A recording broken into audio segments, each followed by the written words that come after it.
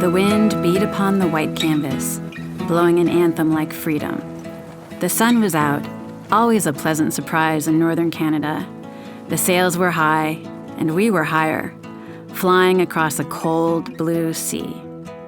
That's an excerpt from Kim Brown-Seely's Uncharted, a couple's empty nest adventure sailing from one life to another. Silver Hollow Audio had the honor of recording and this month publishing the audiobook version of Kim's book about adventure and the natural world and the transitions of life. In a moment, you can hear the first couple of chapters from that audiobook, and then an interview with the author about her experience both on a 54-foot sailboat in Canada's wilderness and in a 5x5 soundproof vocal booth in the Catskills, where she narrated the 9-hour audiobook edition of the memoir that documents that adventure. Stay tuned in between those segments for your chance to win a copy of Kim Brown-Seely's Uncharted. Cat's Cast is also a production of Silver Hollow Audio, with support from Briars and Brambles Books, the go-to independent book and gift store in the Catskills. Located in Windham, New York, right next to the pharmacy, just steps away from the Windham Path. Open daily. For more information, visit briarsandbramblesbooks.com or call 518-750-8599. And for an adventure close to home, check out the 52-mile Catskill Mountains Scenic Byway, following New York State Route 28 through the heart of the Central Catskills. For maps, itineraries, and links to area restaurants, shops, and accommodations, visit sceniccatskills.com. And now, the first 2 chapters from Kim Brown-Seely's Uncharted, a couple's empty nest adventure sailing from one life to another. Available now, wherever audiobooks are sold. Prologue. The wind beat upon the white canvas, blowing an anthem like freedom. The sun was out, always a pleasant surprise in northern Canada. The sails were high, and we were higher, flying across a cold blue sea. Minutes before, we'd been enjoying a long crossing. The boat heeled over, humming along. Now it was time to start the engine, bring in the sails, and motor through a maze of small rock islands. But when we turned the key, nothing. There was no charge, no reassuring rumble of safety. I took a deep breath and held it. We hadn't left time to tack, hadn't planned on having to turn our big boat, and now we were barreling toward a rocky islet, me at the helm, and my husband Jeff, down below, banging a wrench on the starter. I stood at the sailboat's wheel, twisting a tiny metal key in the ignition, praying that the solenoid he was hammering would engage. The key was pathetic. The island loomed closer. We weren't going to make it. Jeff shot up, released a line, and we slammed the boat hard to windward, coming about. I let out my breath, stunned. We were alone together and had courted this chaos. We were grown-ups and people's parents. We'd raised 2 sons together, battled cancer together, and lived on both coasts of North America together. When our sons left home, we'd found ourselves on one of those coasts with a window of time, and so we'd launched ourselves into it. But now, with a boat whose moods changed as mercurially as our own, we were wrestling with forces larger than ourselves, and sometimes paying a price. We were immersed in a world that was brand new for both of us. It felt immediate, yet eternal. I loved the rhythm of waves lapping at our boat. It seemed like a long-lost friend. We all have ocean in our veins. Back home at our house just outside Seattle, we'd been dreaming of exploring this world for a while. I'd first heard of it from a sailor I'd met at a dinner. He was ferrying a well-known National Geographic photographer to a rarely visited part of British Columbia's coast to shoot wildlife photos. When the story came out a year later, I was slayed. On the cover of National Geographic, there was an image of a white bear. There's something strange about the bear. It had fur the color of a yellow lab. Even though it was a white bear, or so-called spirit bear, it wasn't Arctic, white like a polar bear, nor was it cinnamon brown like a grizzly. It was some weird vanilla white in between. It reminded me of a mythical creature, like what you might get if you crossed a bear with a dog. Its snout was brown, and its paws were brown, but its claws were translucent. Across its shoulder blades, matted tufts of fur stood up, like they'd been dipped in orange marmalade. "What's that?" "A spirit bear," I told my husband, when he found me that fateful day frozen in front of our coffee table, staring at the yellow-bordered cover. It trumpeted the wildest place in North America, land of the spirit bear. The spirit bear, I learned, was, in fact, a black bear, born with the double recessive gene causing white fur. It was a walking contradiction, a white, black bear. Also known as a Kermode bear, it was rare, more rare than the giant panda. I pictured fur and forest, rain and sea, bold explorers sailing off to distant wilderness islands and hiking through giant trees. Paul Nicklin, the National Geographic photographer, waiting in the woods for days and then weeks, until the singular moment when he came upon this strange creature climbing a cedar.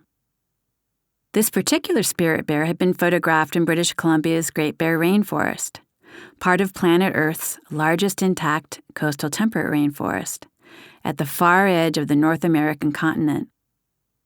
More than 13,000 years before, humans lived alongside these bears. But now the region, which stretched from north of Vancouver Island to south of the Alaska Panhandle, a rugged and complex maze of islands and fjords where vast swaths of cedar and spruce met the North Pacific, was about as remote as you can get in this world. I have a weakness for remote.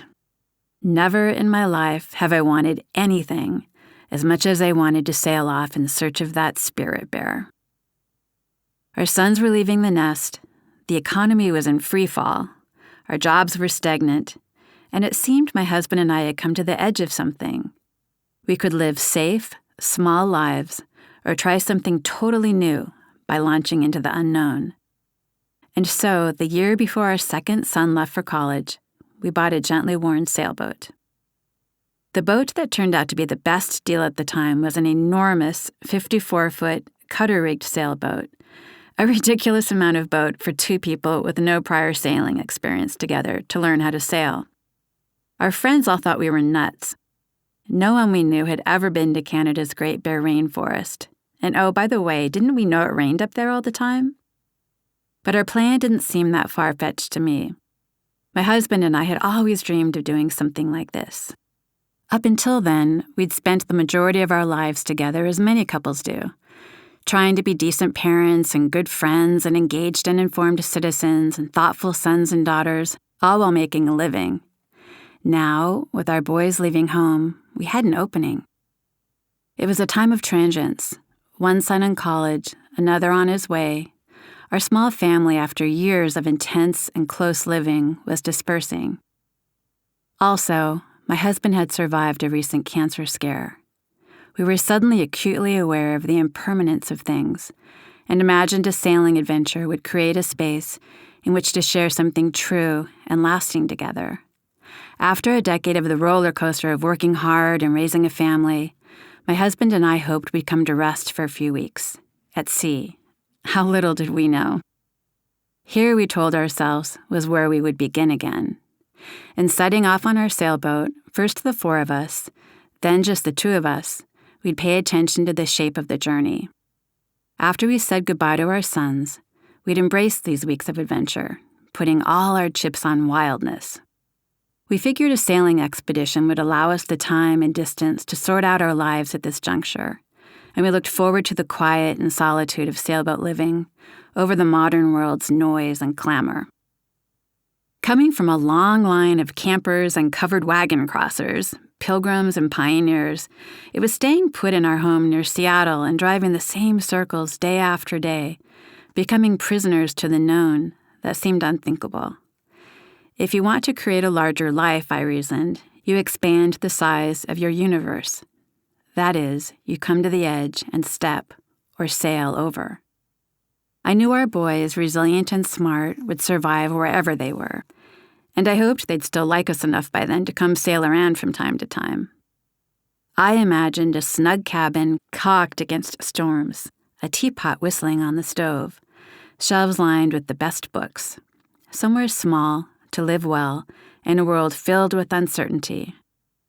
This is the story, then, about how my husband and I, and occasionally our kids, lived simply and boldly during that time, in a place that was both immense and contained. Immense in the sheer expansiveness of sea and possibility, contained in that our boat felt as compact as a shell, and we existed in a world of our own design, a world that stood outside time as we knew it. Returning home, our house felt strangely quiet, and another journey began. This is also the story of the interlude before that journey, of moving from one life to another, and the passages in between.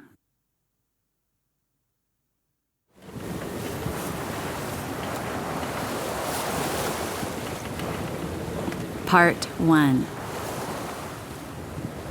And once for all, let me tell thee and assure thee, young man, it's better to sail with a moody good captain than a laughing bad one. Herman Melville, Moby Dick. Migrations. I'd always known empty nesting would be uncharted territory. My mother had told me how it had gone for her. The house was so different when you left, she confided one day out of the blue. I was practically 30. It was? I said, startled. We were having lunch near my office in Midtown Manhattan, where I'd worked for a decade. My mother was visiting from California. I was suddenly flooded with guilt. I'd never even thought about how it had been for my parents once I'd left for college. You were away at school and we missed you, but didn't want to bother you. You were a freshman, my mom said, as if that explained everything. She took a sip of water, refolded her napkin, but by the time your sister left for college, I realized I'd fallen into a kind of depression. You did? Why didn't you ever say anything? Well, that's why I'm telling you now, in case you ever feel like you might be dealing with depression, she said, smiling brightly. Well, how are you? Are you okay now? I was stunned. I had 100 questions. Like many young girls growing up in the 1960s and 70s, my sister and I had been encouraged to follow our dreams, to be whatever we wanted to be. Our parents had always pushed us to excel, to be independent, to venture as far from home as possible. Also, our parents were young. They were hip.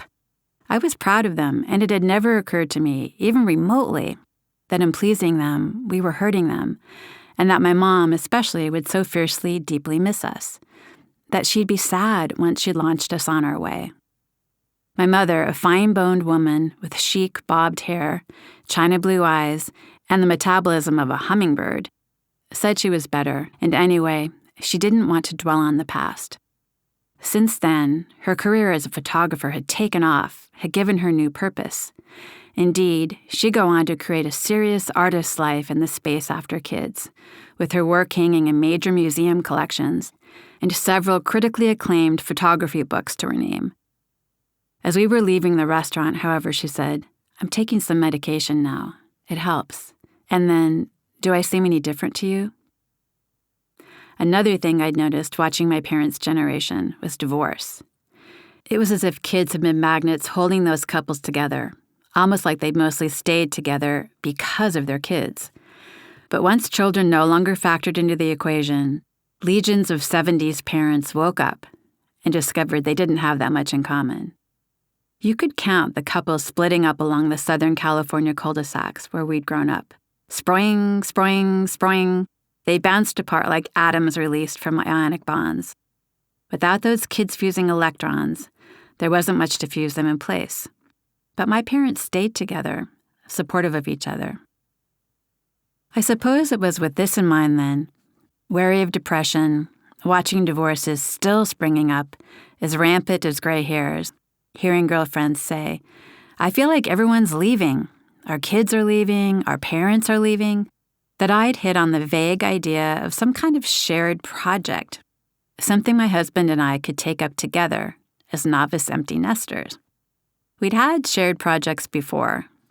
My husband, Jeff, worked on Wall Street when we first met, but he lived in a rent-controlled apartment on Manhattan's Upper West Side.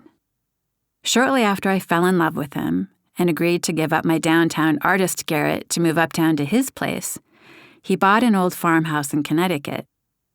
And so we began spending weekends there, fixing it up. In retrospect, the project was ideal training for the enormous, irrational leap of faith required to take on a sailboat years later. The difference, however, was that in Connecticut, we'd also inherited several wooded acres, fruit trees, a 200-year-old house in need of a new furnace, and a tumble-down barn. We couldn't afford to fix the furnace or hire any kind of help, so we wore multiple layers of clothing inside the house and worked like dogs outside. If we had weekend guests, we'd con them all into a group project, like tar papering the roof of the shed or whitewashing the fence. Then we'd cook up a big dinner, mixed grill with flank steak and sausage, or herb-crusted lamb with roast potatoes and a green salad with the garlicky vinaigrette out of the Silver Palette cookbook. Strip the sheets off the beds the next morning, drive all the laundry back to our apartment, wash the sheets in the basement, go to work all week, and do it all over again the next weekend. We were married in the backyard of that house in a late September wedding with about 100 friends, our families, and a Jersey Shore band that drove up from Asbury Park. 2 years later, when our first son, Sam, was born, we retreated to the farm when he was only 3 days old. The quiet and solitude of those Connecticut weekends held us together as a fledgling family. But there were also lonely days. Days when I experienced the paralyzing isolation that comes from feeling trapped as a young mother in a house with a white picket fence. More than once, I found myself alone in that house on a Saturday afternoon, with a baby in one arm and a flower vase in the other, and I understood viscerally what Betty Friedan had so brilliantly warned middle-class white women of more than 20 years before. I felt overwhelmed, isolated, and stuck. To be clear, this was a first-world kind of stuck, and yet there I was, standing on 200-year-old tulip wood floors on a bright spring weekend, wanting to wing a ceramic vase through a plate glass window and break out of there. A house is a haven, but it can also be a cage. Decades later, my understanding would shift, part of growing into adulthood, and I'd remember the farm as a key chapter, but an odd chapter for someone who craved a less settled existence. I think of all the choices that go into making a life, the decisions people make, individual and combined, drops of water, incalculable, collecting in a pool. It takes years sometimes to recognize when it's time to make a few ripples. My husband loved the house, but we were also trapped by it and could never afford to do the things needed to maintain it. When a job opportunity in Seattle offered to move us all west in the dot-com 1990s, we packed up our apartment, sold the farm, and threw a massive goodbye party for our friends. We knew almost no one in Seattle, but started a new chapter there. One of the art directors of the magazine where I worked, in Midtown Manhattan, said to me on my way out the door, "It's a healthy thing to repot yourself every few years." I prayed he was right. 20 years later, we'd worked all our lives and had never taken more than 2 weeks off to travel, even though I was a professional travel writer, having spent decades working in publishing. Jeff had simultaneously built up a company in Seattle and sold it, agreed to run another, and sold it, the last while battling prostate cancer. Now he was a cancer survivor, and our kids would soon be heading off. We had diligently squirreled away savings since our first jobs, setting money aside for years. Also, we'd been lucky. There was paying for college, but somehow our boys had both been awarded academic scholarships, which helped. What were we waiting for, we wondered. True, we loved to work, but the world, its oceans and continents, lay right outside the front door. Life, in all its complexity, and even more so with this window of good health, seemed worth celebrating. We were in this dangerously vulnerable state then, looking for some sort of project, a new shared adventure, when my husband came up with the idea of buying a used boat off the internet. "Hey, honey, check this out," he said one night, fingers tap-tapping on his laptop. "It's a Moody 54, bank-owned." I peered at the screen. Isn't it cool, he continued, tap-tapping. Kind of, I replied. Where is it? Rhode Island. I said warily. Well, that's convenient. 3 weeks later, my husband flew to Rhode Island to check out the boat. It was snowing, and the temperature was 15 degrees. His best friend, a college buddy from Boston, drove down to meet him, and they called in a third party, a local boat surveyor. I think we should get her, my husband said, clicking through boat photos on his laptop the night he came home. Uh-oh, it had already become her. I know it takes vision to imagine having cocktails in this frozen cockpit, he went on. But it's covered in ice, I protested, interrupting while squinting at the big blue hull. The foredeck was frosted over, and the cockpit, even more forlorn, caked with almost a foot of snow. The bilges inside the hull were frozen solid with brown scum water. A riot of mildewed cushions and plastic parts lay strewn around inside the cabin. I peered at an image of Jeff and his compadre, also named Jeff, shivering inside the sad-looking cabin, grinning sheepishly at the camera in their down parkas, ski caps, and leather gloves. Trust me, she's a screaming deal, my husband said happily. Plus, at this price, we can afford to move her across the country and put some work into her. All I could think was, it's 54 feet, a 54-foot money pit, and I don't even know how to sail. I looked at my husband, already obsessed with the complexities of this new nautical project. Had he actually just said, move her across the country? I pictured how the boat would look once it got here. The huge hull with its 75-foot mast, a giant flagpole announcing to the entire world that someone on board was having a midlife crisis. But then, I considered all the places we could go. The San Juan Islands, the Gulf Islands, and the Queen Charlotte Islands off the Canadian coast. Alaska. Heck, maybe we'd even learn enough someday to cruise south to Mexico across the Pacific. It was thrilling. But it was also 2009, a year when sane people were not out shopping for sailboats, even used ones. The economy was a mess. Daily headlines screamed record layoffs, housing foreclosures, bankruptcy. Millions of people were looking for work. And then a wild idea hit me. If the world turned upside down and everything went under, we could live aboard the boat. We'd have the ideal survival capsule. This notion, ridiculous as it was, calmed me.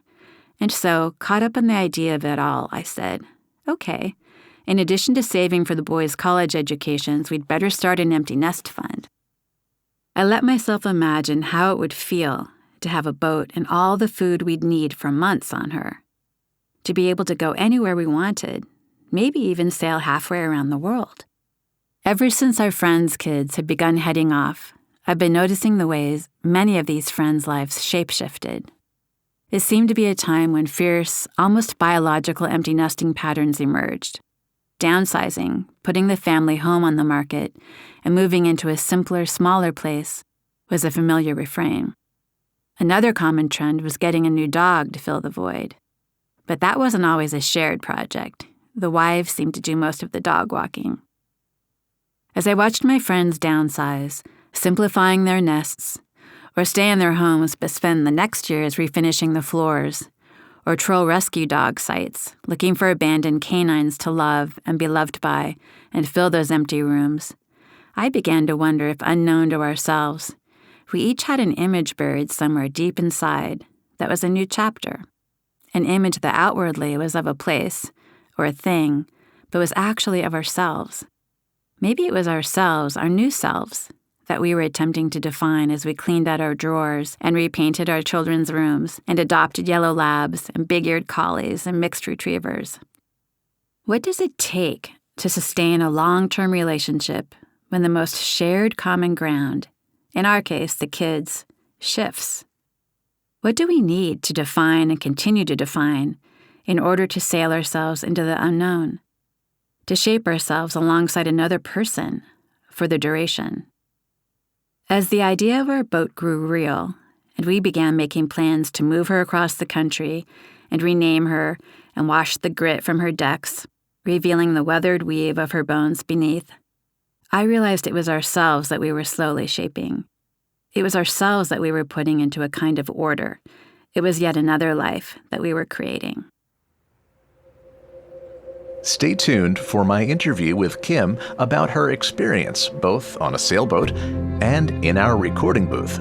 But first, if you'd like a copy of the audiobook, be sure to click the link in our show notes for a chance to win one. We'll announce the winners, all 5 of them, in our next episode. So Kim Brown-Seely, we've spent this week in the studio with you really beautifully narrating your book, and it was a really nice experience, and I just wanted to see what your impressions were.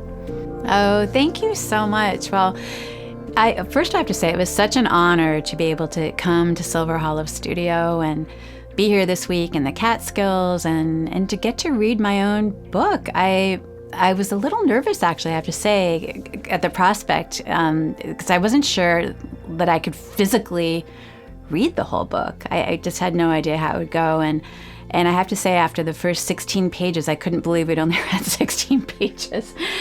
But then it somehow, and maybe it's, I think we just settled into a rhythm. And from there, it actually seemed to flow. And it was really, really fun. I'm so glad that I got to read it myself, and it's been, I think it's just going to be beautiful. So, thank you. Thank you. Before you bought and restored Heron, which is apparently a pretty large sailboat, I had to look up what a 54-foot sailboat looks like, and it looks like a lot to handle. I'm curious what yours and Jeff's sailing experience was to that point. Well, Jeff had a ton of sailing experience before we'd ever met. He'd grown up spending summers on a bay on the Jersey Shore, and his father bought the family a small sailboat, and they all learned how to sail that together and had many misadventures on it. And he'd taken a few, bareboat charter adventures with friends in college and got themselves in and out of all sorts of trouble down in Florida. And then later, for years, he raced a pretty technical, very fast racing boat, only sailed in a few shallow bays. And he learned a lot about being quick thinking and then later, before we met, he crewed on giant, big racing sailboats along the East Coast and doing offshore racing. And so he, learned to think when he hadn't had sleep in 3 days. And, he's a very quick study, and he was a serious sailor, used to racing. And I, by contrast, had grown up windsurfing, which is really different. I grew up doing that early on, and my sister and I taught windsurfing. But that's really different. That's just feeling the wind on your body. And it's a very simple sail, and you're standing on a surfboard or a hull. Nothing at all like captaining a 54-foot sailboat with the complexity of something like Heron. How did you get up to speed so quickly? Well, that's very nice that you would think I got up to speed so quickly, but it took a long time, and actually it's been years on that sailboat. I feel like I'm now finally up to speed, and we're actually pretty smooth at it, but it was a very rocky start because I had never sailed on a sailboat like that. And all I can say is that you have to really want to do it. If there's that unlevel a playing field as a couple sailing any sailboat, let alone a sailboat the size of a Heron sailboat, which was a ridiculous amount of boat for a couple to take on. It was just that it was such a good deal. And we thought there'd be a lot of room for our kids, which there was. But it's still a lot of boat to handle.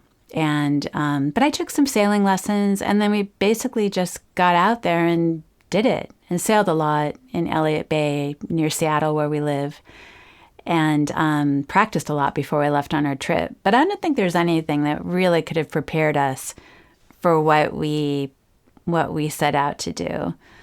And if we'd known how hard it was, I don't know if we actually would have done it. And a lot of adventures like that, right? Yeah. You don't really know. You just have to fall in love with the idea of something. Yeah. And you figure it out. If you knew, you probably wouldn't do it. As with a lot of things in life.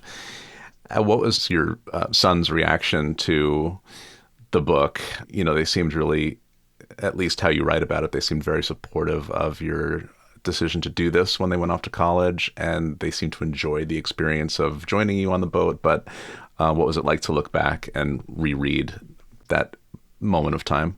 Right. Well, and not only for my sons, but for my husband, who, has written about so honestly in the book. All three of them, the boys and Jeff, they've been amazingly sweet and supportive. They all read the manuscript. My parents read it, which is pretty much a no-no in memoir. You're not supposed to let anyone in your family read it, but I couldn't put it out there without that. And they were amazing. They're very proud of the book. And Sam came home that holiday with an annotated manuscript and made some suggestions, which I took. He had a great ear, and it's really they've been fantastic, and I am very grateful to them because I think it's hard to be written about, and I wouldn't want anyone writing about me, and so they trusted me, and anyway, they've been great. Were there any standout moments when you thought we're in way over our heads and we may not even make it out of this alive?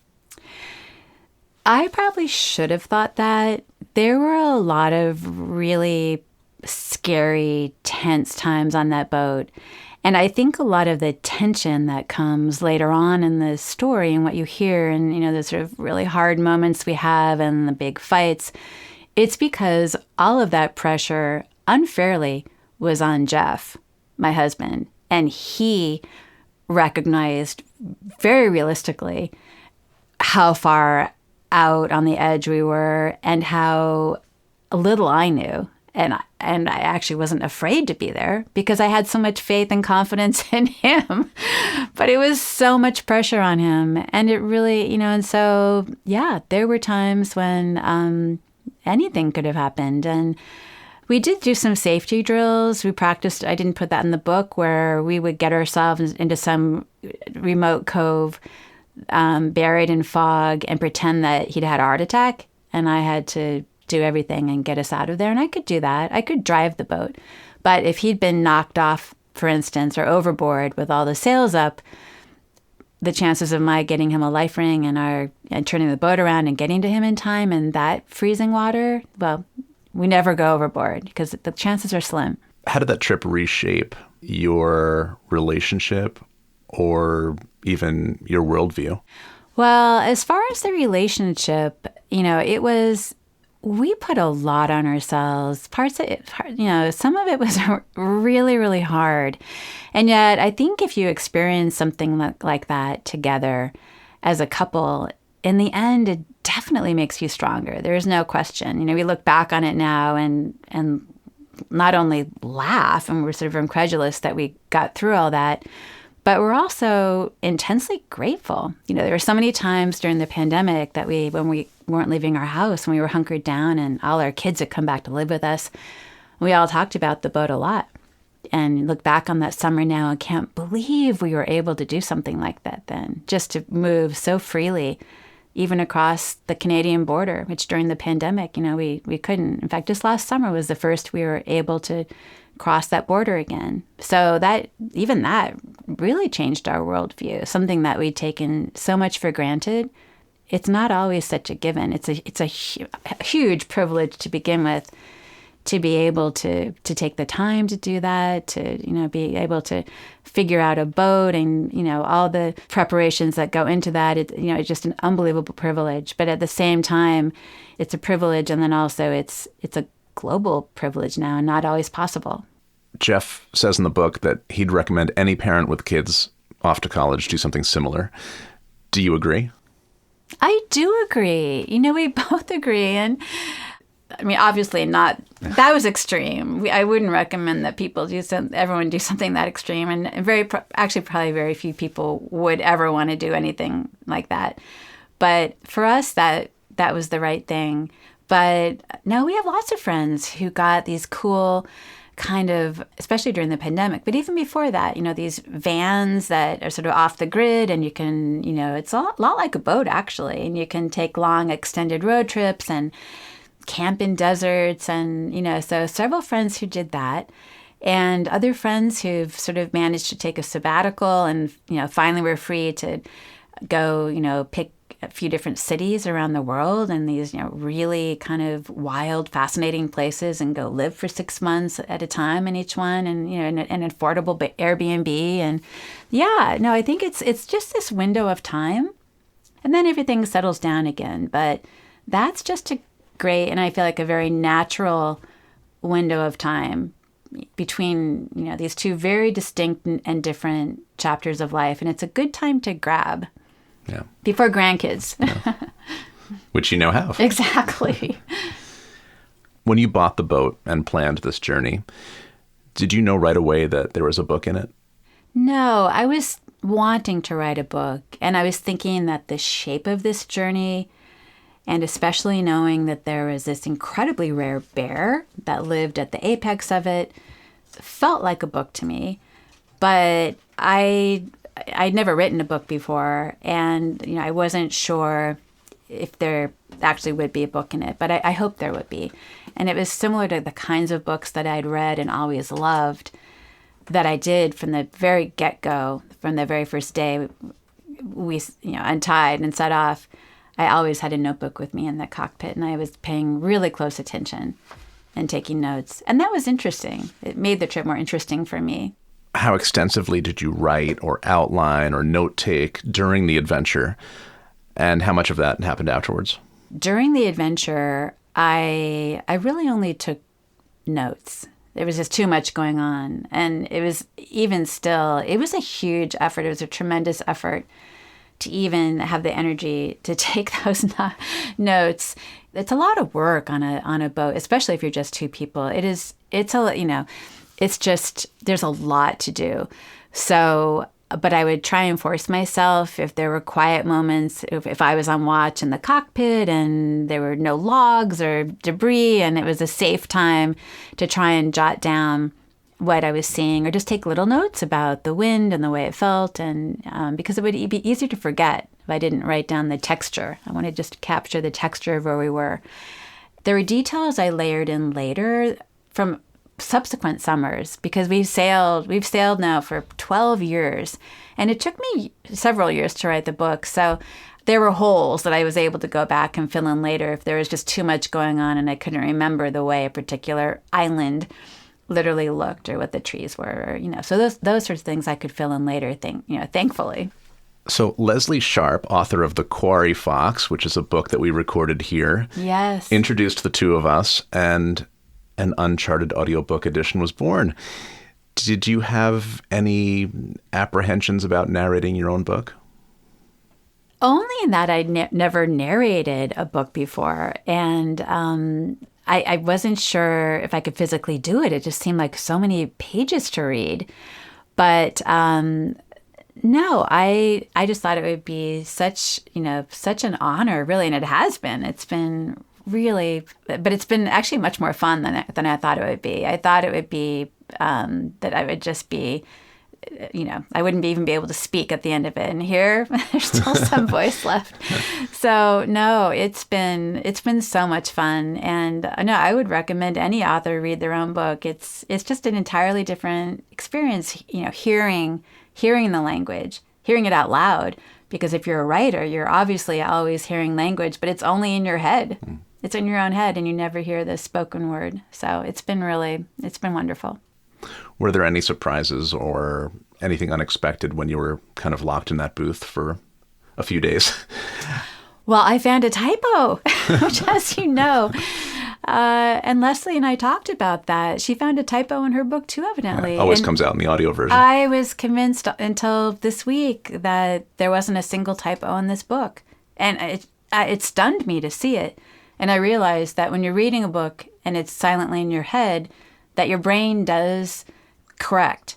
And often it puts a letter there that's not there. And it was only when I spoke that word that I just froze and thought, oh no, there's a typo.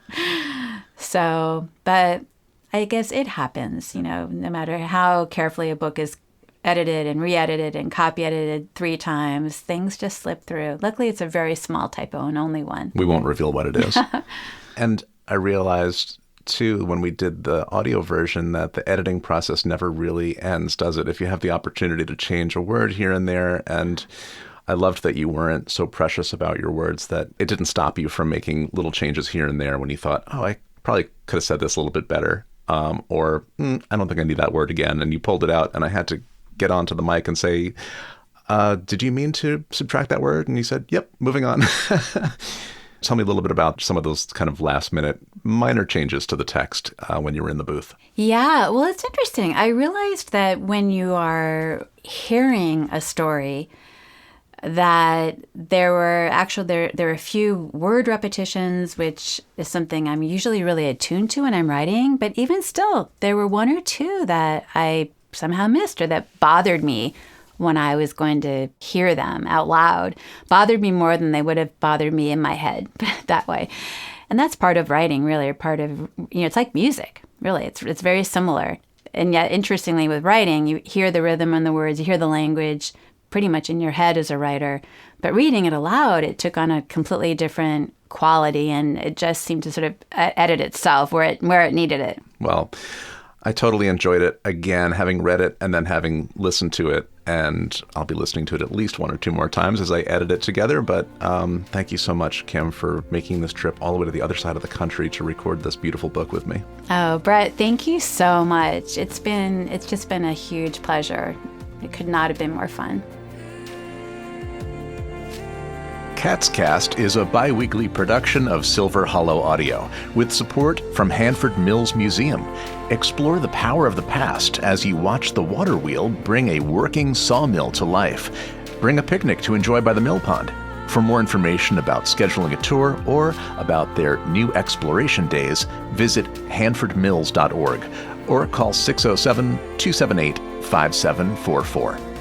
Thanks also to the Mountain Eagle, covering Delaware, Greene, and Schoharie counties, including brands for local regions like the Windham Weekly, Schoharie News, and Catskills Chronicle. For more information, call 518-763-6854 or email mountaineaglenews@gmail.com. Don't forget to enter our drawing for one of 5 free audiobook downloads. You can find that link in our show notes. Until next time, please be sure to subscribe on the podcast app of your choice, and you can keep in touch at catscast.com. I'm Brett Barry. Thanks for listening.